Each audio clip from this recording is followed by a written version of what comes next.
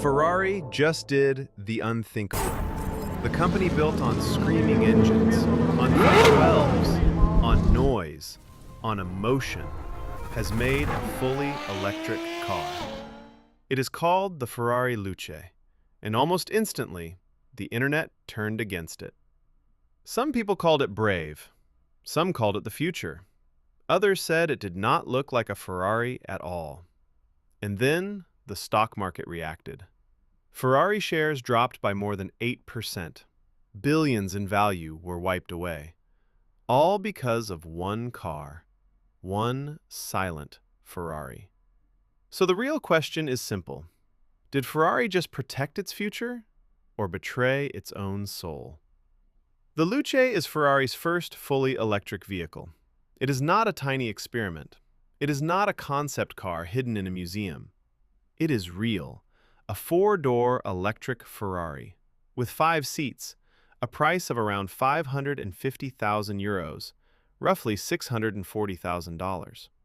And that number alone tells you something. Ferrari is not trying to compete with Tesla. It is not chasing the mass market. This is not an electric car for everyone. This is Ferrari trying to define what an ultra-luxury EV can be. But the problem is, Ferrari has never just sold transportation.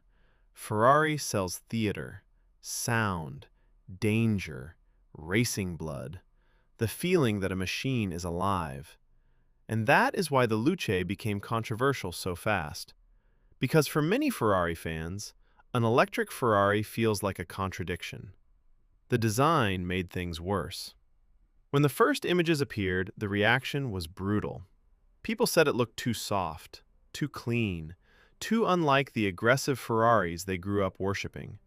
Some compared it to cheaper electric cars. Others said it looked closer to a luxury sedan than a true Maranello icon. And that hit a nerve. Because Ferrari is not just judged by performance.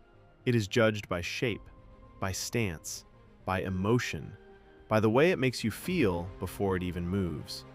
And for critics, the Luce did not trigger that feeling. It triggered confusion. Even former Ferrari figures and public voices questioned whether the company had gone too far. The argument was not only about batteries, it was about identity. If a Ferrari does not roar, if it has 5 seats, if it looks this different, is it still a Ferrari? But that is only one side of the story. Because inside the Luce, the reaction becomes much more complicated. The cabin has received far more praise. This is where Ferrari seems to have taken the biggest risk, and maybe the smartest one. The interior was developed with design influence linked to Johnny Ive and Love From. And instead of making everything a giant touchscreen, Ferrari went the other way. Physical controls, mechanical feeling, metal switches, retro futuristic gauges. A cabin that feels closer to a fine watch than a normal EV. That matters. Because Ferrari knows it cannot replace engine noise with silence alone. It has to replace emotion with ritual. The start sequence, the touch of the controls, the materials, the way the driver feels connected to the machine. That is where the Luce tries to prove it still has a soul, not through sound, but through craft. And according to Ferrari CEO Benedetto Vigna, customers are interested, very interested. Ferrari has said the Luce is attracting serious attention from both existing clients and new buyers. And that is the part critics may not want to hear. The internet can hate a car, but if wealthy customers are sending deposits, Ferrari may not care. Still, investors cared. After the launch, Ferrari's share price fell by more than 8%. That is not a small reaction. It showed real fear. Fear that Ferrari may be stretching the brand too far. Fear that an electric Ferrari could be expensive to develop, hard to sell, and dangerous for the image that makes Ferrari so profitable. Because Ferrari's power has always come from scarcity, desire, control. It does not need to sell millions of cars. It needs to make people want what they cannot easily have. So when Ferrari enters the EV space, it has to be careful.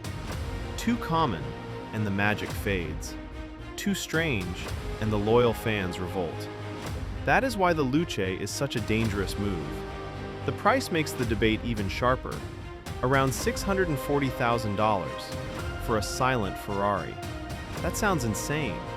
But Ferrari buyers are not only buying speed, they are buying access, status, design, a place inside the brand's future. And compared to some electric hypercars costing millions, the Luce is not the most expensive EV at the top of the market, but it may be one of the most symbolic. Because this is not just Ferrari making a car. This is Ferrari testing how much change its badge can survive. And timing makes it even more controversial. Some luxury brands have slowed down their electric ambitions. Demand for high-performance EVs is not always as strong as expected. Batteries are heavy. Electric cars are fast in a straight line. But Ferrari has to deliver more than acceleration. It has to deliver feel, balance, drama, a reason to care. And then there's China, a market where luxury electric cars are growing fast, a market full of younger, wealthy buyers, tech founders, collectors, people who may not worship engine noise the same way old-school Ferrari fans do. For them, a silent Ferrari may not feel like betrayal. It may feel like progress. And that is the real divide. Old Ferrari versus new Ferrari. Engine sound versus electric silence. Heritage versus innovation.